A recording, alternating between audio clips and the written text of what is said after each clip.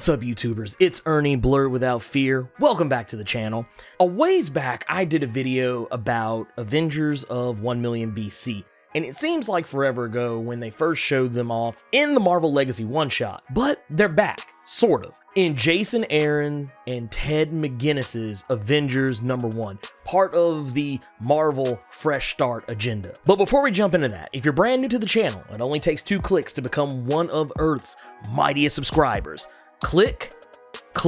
Back during that Marvel Legacy one-shot, the Avengers of 1 million BC were up against the Celestials, essentially Titanic space gods, some of the most powerful beings in the Marvel universe, unless you happen to have the might of the Infinity Gauntlet or an Ultimate Nullifier laying around. And despite the power of the first Black Panther, Agamotto, the original Sorcerer Supreme, the Caveman Starbrand, the Allfather Odin Borsun, as well as the prehistoric versions of Iron Fist, Ghost Rider, and the Phoenix, they begin to question their ability to fell a god.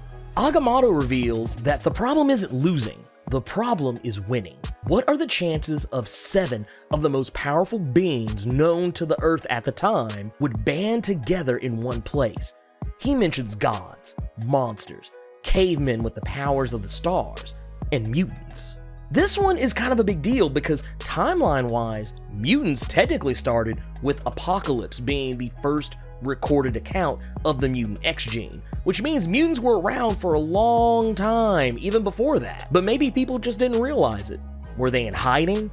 I mean, a lack of Google and smartphones probably helped, but still, kind of makes you wonder. That's kind of a heck of a retcon to just throw in there under the radar. But anyways, the Avengers of 1 million BC aren't the focus of this book.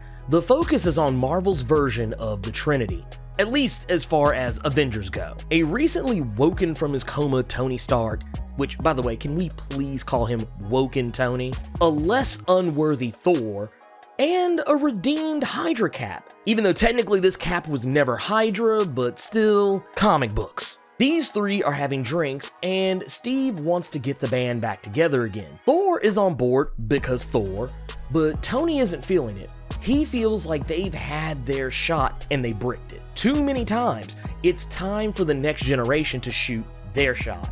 And though Steve doesn't necessarily disagree, he still feels that they can do some good as the Avengers. What was old can be new again. And in this book, Black Panther and Doctor Strange discover an archaeological dig site, the same one from the Marvel Legacy one-shot that once housed a dormant Celestial, discovering ancient prehistoric markings bearing ties to both Agamotto and the early people of Wakanda, leading them on an impromptu journey to the center of the Earth, discovering a massive hive of alien eggs, kind of similar to the facehugger eggs from the Alien movie franchise, many of which begin to hatch and attack, and some even emerge near Robbie Reyes, the current Ghost Rider, causing him to get involved as well. Captain Marvel, while working around Alpha Flight Station, even discovers a teleportation lattice that seems to not be transporting an alien army ready for invasion, but a Celestial. And before you know it, it crashes down upon the Earth. And it's not alone. 4 others come crashing down all across the globe, but here's the rub. These fallen Celestials are not alive, they're dead. And as Captain Marvel, Captain America, Thor, and Iron Man come together, they begin to question what could possibly fell a Celestial, and we get our answer: the final host. If the Celestials were the cosmic gods of the Marvel Universe, the final host would be the cosmic Antichrist? Not really sure, but the final host has been teased here and there since the Marvel Legacy one-shot, and even Loki, during his brief time as Sorcerer Supreme, seemed to be a little bit hesitant about them. Celestials are no joke, and they literally have the power to destroy worlds. So something that can defeat them this easily has to be deadly, making the threat level of this event serious as a heart attack. The book is setting up some really awesome stuff for Marvel under their new Fresh Start initiative, and Jason Aaron is probably one of the best writers out there today. I'd put him up there with Jeff Lemire, Rick Remender, Jonathan Hickman, Mark Waid. I mean, these are some heavy hitters out there,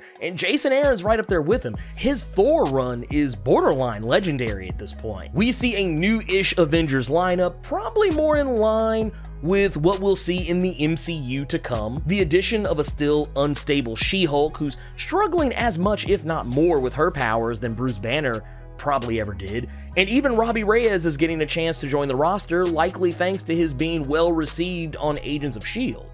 This book is also likely a response to the Comicsgate crowd who hated all the quotey fingers SJW shenanigans of Marvel when they created characters like Riri Williams to take over for Iron Man, and Jane Foster to take over as Thor, and Sam Wilson who took over as Captain America, though they didn't really seem all that butthurt about Miles Morales or Kamala Khan, or at least I take that back. They were at first, and then they got over it. It honestly doesn't bother me one way or the other. And to be brutally honest, even with this, the Comics Gators will likely still find a way to make it seem like they're being marginalized. Bless their hearts. But anyways, I think this book is a pretty solid start, and I'm gonna be adding this to my pull list. But anyways, let me know what you thought about Jason Aaron's Avengers #1.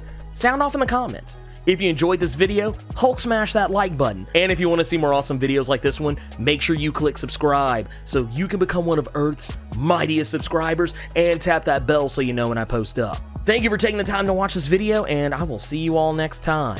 Plus Ultra!